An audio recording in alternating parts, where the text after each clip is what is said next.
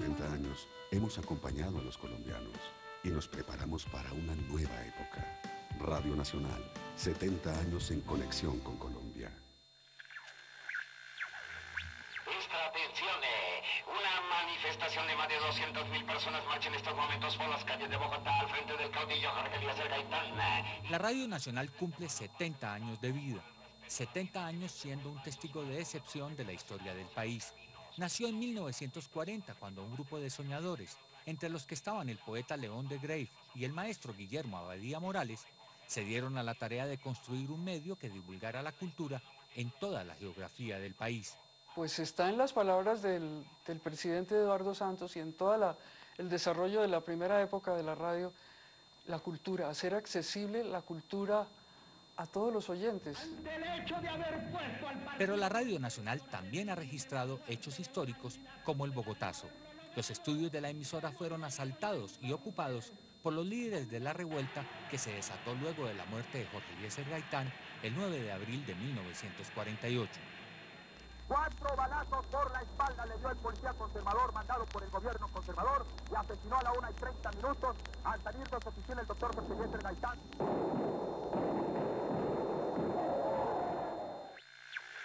Se levanta del hecho para destituir al presidente en ejercicio y al comandante general de las fuerzas militares, únicos obstáculos que le impedían plantear. El golpe de estado de Rojas Pinilla en el 53 dio paso a la llamada época dorada de la radio que perduró hasta los años 60.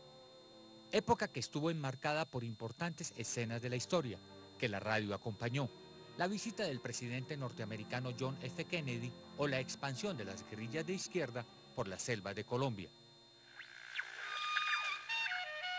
A finales de los años 60, la Radio Nacional empezó a transmitir los festivales de todos los departamentos de Colombia. Ese fue un paso fundamental para el reconocimiento de los oyentes como parte de una sola nación. Festivales de música colombiana. Pastoral a Colombia, doy gracias a Dios. La Radio Nacional ha seguido el acontecer de nuestra historia, la visita del Papa Juan Pablo II en 1986 y los diálogos de paz con las FARC en el Caguán. Cordial bienvenida, esta es la Radiodifusora Nacional de Colombia, transmitiendo las audiencias públicas del proceso de paz. Hasta la operación de liberación Jaque en el 2008. La lista de sucesos registrados por la radio no acaba. La radio no va a morir. Puede que cambie, puede que evolucione en otra forma, puede que su presentación difiera, su diálogo con el oyente varíe, pero morir no. Mientras haya voz humana, habrá radio. Por 70 años hemos acompañado a los colombianos y nos preparamos para una nueva época.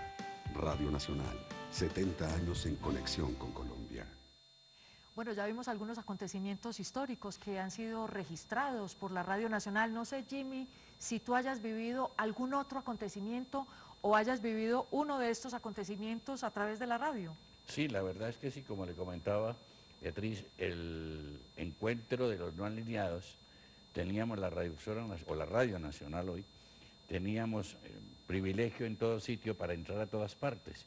Y estando en un descanso, de pronto vimos que en el comedor, o mejor, en el recinto central, había un personaje solo.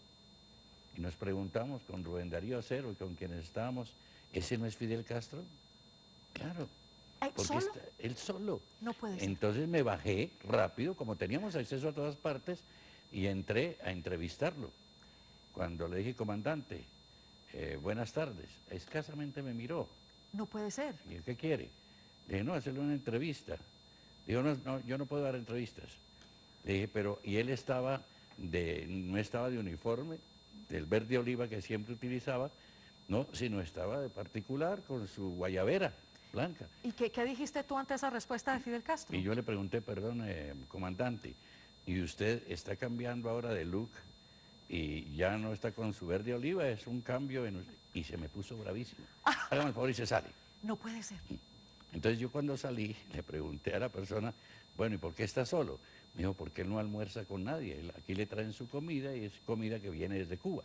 Ah, qué anécdota más extraordinaria. Entonces, nada más ni nada menos que Fidel Castro. Que Fidel Castro. Estuvimos también en esa oportunidad con Yasser Arafat.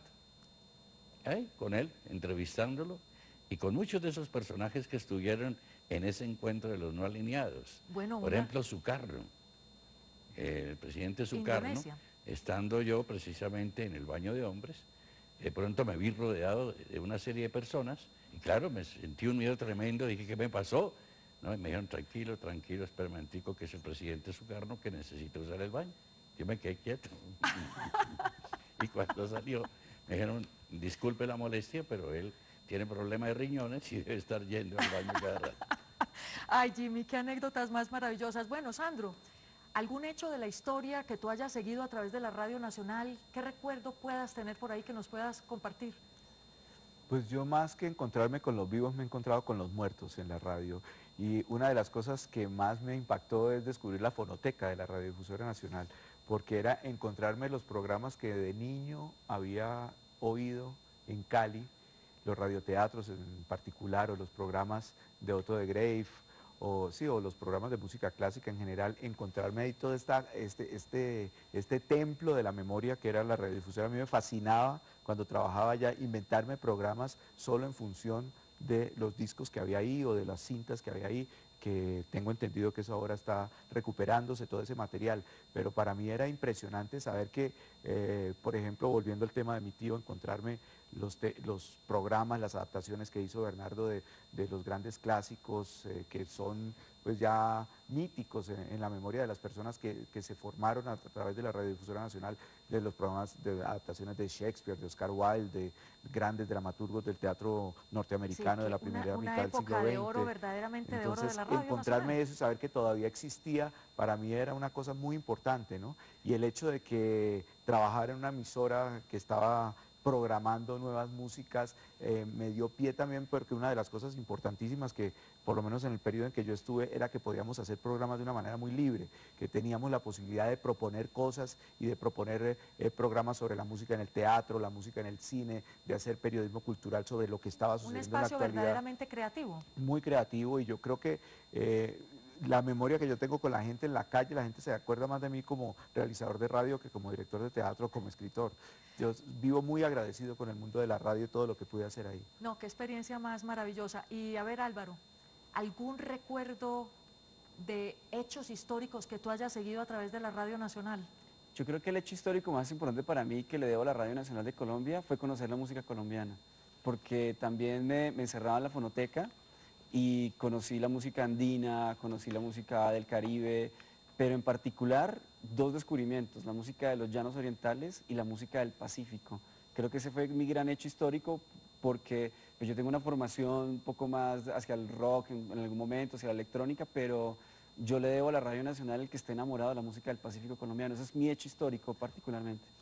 Bueno, muy bien, en este momento tenemos contacto con Margarita Posada, nuestra periodista invitada, quien se encuentra con el gerente general de Radio Televisión Nacional de Colombia, Douglas Velázquez. Bueno, saludamos a Margarita. Buenas noches, Margarita.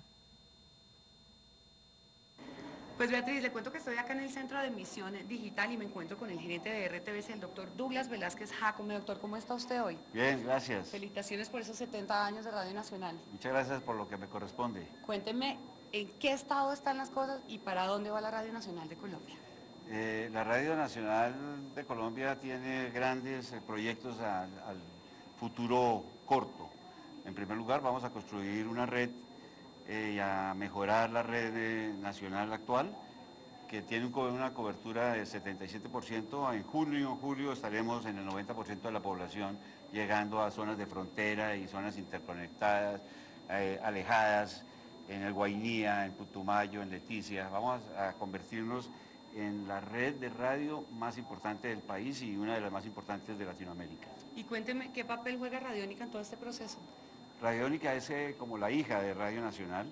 Es una magnífica idea que se hizo hace casi ya 2 años, un poco más, que maneja la música moderna, el rock, la música metálica, el pop, y que tiene una gran sintonía entre la gente joven, entre los 19 a los 36 años.